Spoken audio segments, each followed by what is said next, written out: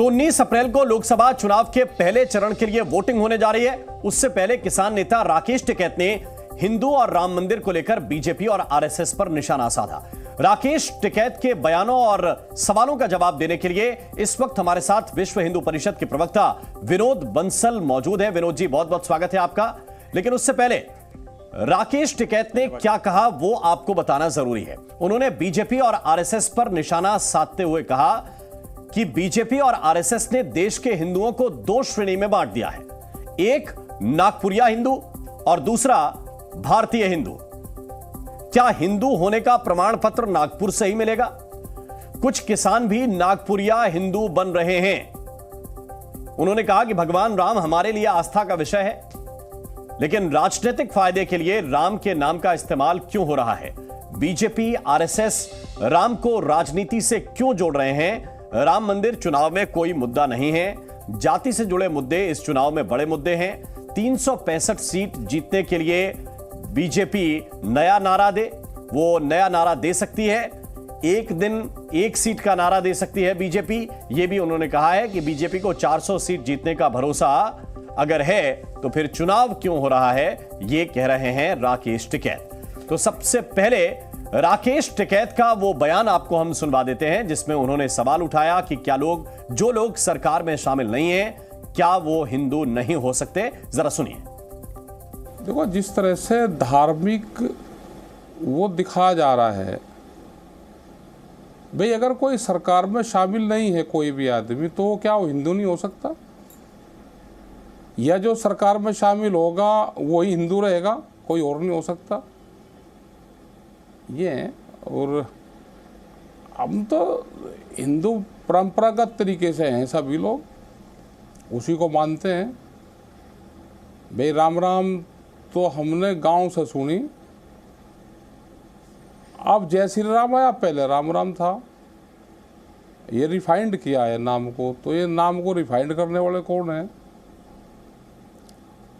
तो हम तो भाई राम राम वाले हैं, और कुछ नए बने हुए जय श्री राम वाले हैं। तो ये राकेश टिकैत हैं। विनोद बंसल साहब, आपका स्वागत है। और सीधा सवाल आपसे यही है कि पहले उन्होंने कहा कि दो श्रेणी में हिंदू बांट दिए, एक श्रेणी नागपुरिया हिंदू की है, और यह सब बीजेपी और आरएसएस ने किया है। आप क्या कहेंगे? राम जी, सबसे पहले तो आज रामनवमी है और सबसे संपूर्ण विश्व के अंदर एक आह्लादित और एक अच्छा वातावरण बना हुआ है। और भगवान राम का सूर्य तिलक, उनके जो जिस सूर्य कुल के वंशज हैं महाराज सूर्य, वही उन्होंने उनका सूर्य तिलक किया है। हमारे लिए सबके लिए गौरव की बात है। राम मंदिर बनने के बाद में पहली अपने जो रामनवमी है, इसके लिए आपके सभी सुधी दर्शक को और आपको हार्दिक शुभकामनाएं, बधाइयाँ। हमने संकल्प लिया है कि इस बार जो है ना, समरसता युक्त भारत बनाएंगे। हमें हिंदू जो जातिगत भेदभाव है, छुआछूत है, आडंबर है, या किसी भी तरह का जो ऊंच नीच का जो भाव है कहीं, उसको समाप्त करेंगे। इस बार की रामनवमी का विश्व हिंदू परिषद ने संकल्प लिया है कि जैसे भगवान राम ने केवट को गले लगाया था, जैसे भगवान राम ने सबरी को जो झूठे बेर खाए थे, जिस प्रकार भगवान राम ने गिद्धराज जटायु को न सिर्फ उनकी चिकित्सा सेवा शुश्रूषा की, उनको मोक्ष पहुंचाया, अपितु वो अपने सुग्रीव को तो वहाँ मुख्य अतिथि बनाया अपने कार्यक्रम का। आप देखिए कि ये जो उनका जो विराट स्वरूप है, भगवान राम की जो आगे आने वाली पीढ़ी तो महर्षि वाल्मीकि के आश्रम में पली बढ़ी और शस्त्र और शास्त्रों की शिक्षा ली। इससे बड़ा अवसर और क्या हो सकता है? आज अगर वास्तव में रामनवमी मनाना है, भगवान राम को अपने जीवन में धारण करना है, तो हमें समरसता के इस मूल मंत्र को अपनाना पड़ेगा। समरस समाज के निर्माण का हम संकल्प लेकर आगे बढ़ रहे हैं। तो कह रहे हैं, मुझे लगता है कि सभी लोगों को दो श्रेणी में हिंदू ही दो श्रेणी में बांट दिए, वो कह रहे हैं। देखिए, जो बांटने छांटने और काटने की जो संस्कृति से जो पले बड़े हैं, उनके बारे में तो मैं कुछ कहूंगा नहीं। देखिए, कुछ लोग हैं जो कि चुनाव आते के साथ ही मेढक की तरह उछलने लग जाते हैं। मुझे नहीं पता कि वो क्या कह रहे हैं, क्या नहीं कह रहे हैं, लेकिन मुझे तो आज रामनवमी याद आ रही है। भगवान राम के आदर्श, भगवान राम की जो मर्यादा है, पे मैंने उनसे सवाल पूछा, जो मर्यादा। मैं आपके पास वापस आता हूं, एक रिएक्शन सुना दूं मैं जरा, ताकि आप बिल्कुल लाइन पे उसी पे बात करें जिस पे हम चाहते हैं। राकेश टिकैत ने जय श्री राम के नारे के बारे में क्या कुछ कहा, ये आपको इस वक्त सुनना चाहिए। जो राम राम में है वो समर्पण की भावना है, और जो जय सिया राम लगाते हैं उसमें अहंकार की भावना है। आप दोनों लगा कर देखो, लेकिन उसमें एक ये दिखे कि हम ताकतवर हैं, दूसरे को ये लगता है कि हम दबाने की कोशिश कर रहे हैं। और जिस दिन ये चीज़ नहीं आएगी तो उस दिन तो कोई दिक्कत है ही नहीं। और राम तो सबके हैं, उसमें राम में कहाँ रोड़ा है। अब आप जरा सुनिए बंसल साहब, वो पहले तो ये कह रहे हैं कि हिंदू दो श्रेणियों में विभक्त हो गए, अब वो कह रहे हैं कि राम राम और जय श्री राम में भेद ये है कि एक तो समर्पण का प्रतीक है और दूसरे में अहंकार उनको दिखता है। आपको क्या दिख रहा है? नहीं, हमें तो सब कुछ दिख रहा है जी। हमें तो ये वो राम का जो आदर्श और भव्य जो दर्शन है वो दिख रहा है कि आप देखिए कि लंका जीतने के बावजूद भी जब अयोध्या की तरफ प्रस्थान की बारी आई और भैया लक्ष्मण ने कहा कि आप कहाँ जा रहे हो भगवान, आप इतनी बड़ी लंका को जीत करके आप क्यों नहीं इसके राजा बन जाते जी। तो उन्होंने कहा कि आप स्वर्णमयी लंका न में लक्ष्मण रोचते, जननी जन्मभूमि से स्वर्गादपि गरिय से। जननी और जन्मभूमि को महान बताने वाले, स्वर्ग से भी महान बताने वाले भगवान राम, उनके जीवन को आज मुझे लगता है कि सब लोगों को धारण करना चाहिए और सब लोगों को मतलब कि संपूर्ण संसार के लिए वो एक आदर्श हैं, संपूर्ण संसार के लिए। बंसल साहब, जय श्री राम का नारा आप देखिए, भगवान राम का नारा हो सकता है क्या? और जब आपके सामने कोई ये कहे तो आप क्या कहें? नहीं, ये नारा नहीं है बेसिकली जी। देखिए, मैं इसको नारा नहीं कहता राम जी, ये तो आध्यात्मिक उद्घोष है जी। ये रामत्व को अंदर धारण करने की वृत्ति, प्रवृत्ति और संस्कृति है हमारी। इस राम जय श्री राम के नारे के, जय श्री राम के उद्घोष के साथ में लोगों के अंदर अंतर्मन की ऊर्जा एक संचित होकर के और एक सम्यक स्वर के साथ में एक लक्ष्य की तरफ बढ़ती है। इसमें कोई अगर मान लो कोई सांप्रदायिकता देखता है, कोई भेदभाव देखता है, या इसके अंदर कोई कटुता देखता है, या कोई अपराध देखता है, तो मुझे लगता है स्वयं वो अपराध बोध का शिकार तो हो सकता है। लेकिन ये जो जयघोष बोलने वाला व्यक्ति कभी इस बोध का शिकार नहीं होता। जिसने जय श्री राम बोल दिया उसके अंतर्मन से तो सारी की सारी जो विकार निकल गए। मैं तो कहूँगा कि उस विकार रहित समाज की रचना अगर करनी है तो जय श्री राम के साथ आना पड़ेगा। आप देखिए, राम जी अभी तो बंगाल की जो दीदी है ना, वो जय श्री राम के इस उद्घोष से चिढ़ती थी, मारने को दौड़ती थी।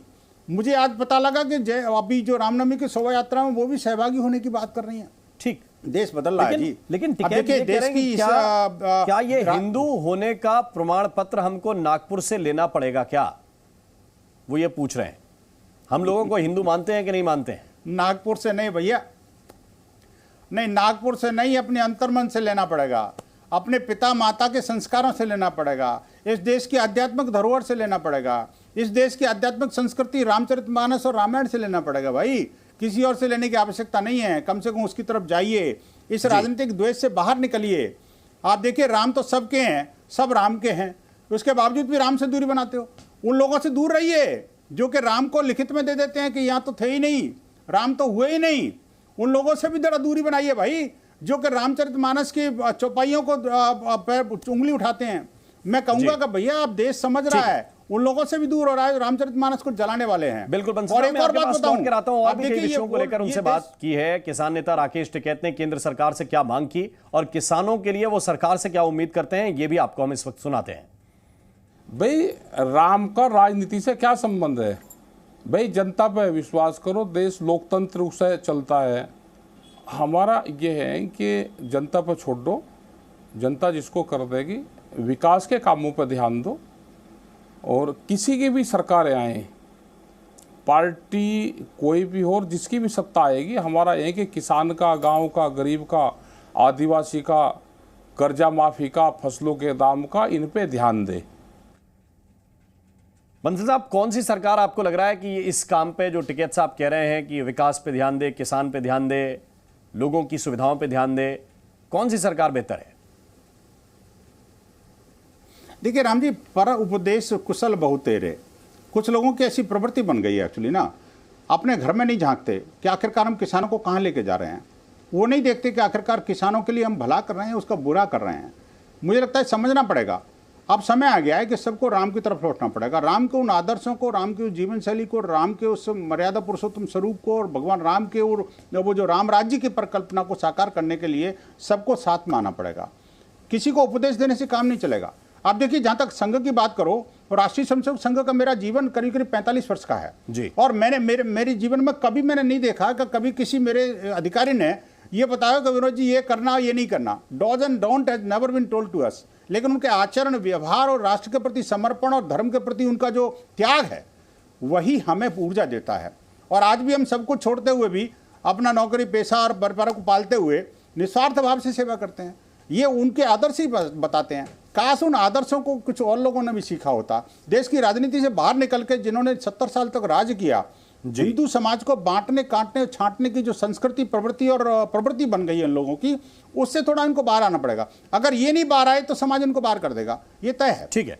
अब राकेश ये भी कह रहे हैं कि चुनाव से उनका कोई संबंध नहीं है। इस बारे में भी उनसे सवाल जब मैंने किया तो उन्होंने क्या जवाब दिया, जरा उसका भी जवाब सुनते हैं, फिर मैं आपसे एक रिएक्शन लूंगा। वो कह रहे हैं कि चुनाव से मेरा कोई मतलब नहीं।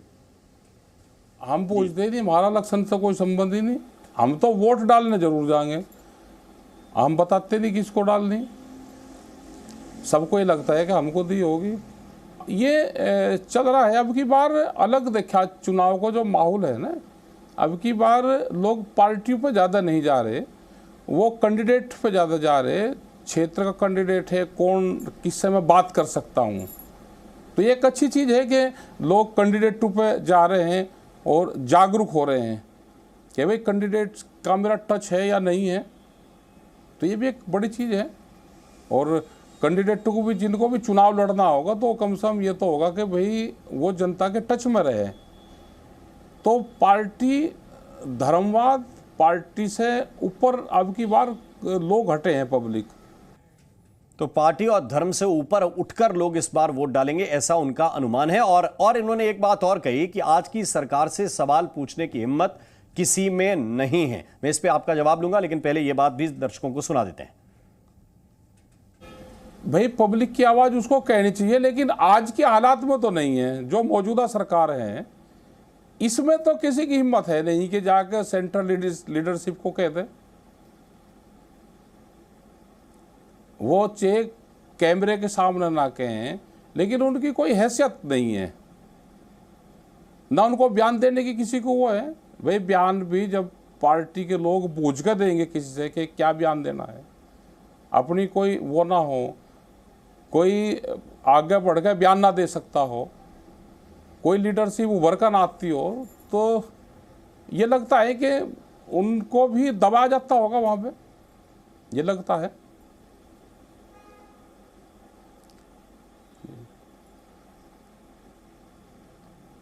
दबाना डिसिप्लिन नहीं इसको कहते। आवाज को दबाना लोकतंत्र उसमें डिसिप्लिन थोड़ा होता है। अपनी बात कह ही ना सके कोई। भाई जनता की आवाज तो जो चुन कर जाता है उसको उठानी चाहिए, वहां पे रखना चाहिए। उनकी आवाज कौन उठाएगा? जो चुन कर जाता है तो वही तो उठाएगा ना। अब मैं विनोद बंसल साहब के पास चलता हूं। बंसल साहब, उनका लबोलबाब ये कहना है कि देखिए, इस सरकार के अंदर आप किसी भी एमपी को चुन लीजिए, सांसद को चुन लीजिए, वो अपनी पार्टी के अंदर ना तो बात उठा पाते हैं, ना जनता के मुद्दे उठा पाते हैं, और उनकी आवाज को दबाया जा रहा है। वो सेंट्रल लीडरशिप से सवाल भी नहीं कर सकते। देखिए, अगर यही बात होती तो ये बोल नहीं पाते। अभी पिछली सरकार में हमने देखा था कि किस तरह से वो उसको लोकतंत्र को अपने जेल में बंद कर दिया था। आप देखिए कि किस तरह से 17 महीनों तक जो है ना, लोग जेल में सड़ते रहे, बड़े बड़े महान जो देश के पुरुष थे।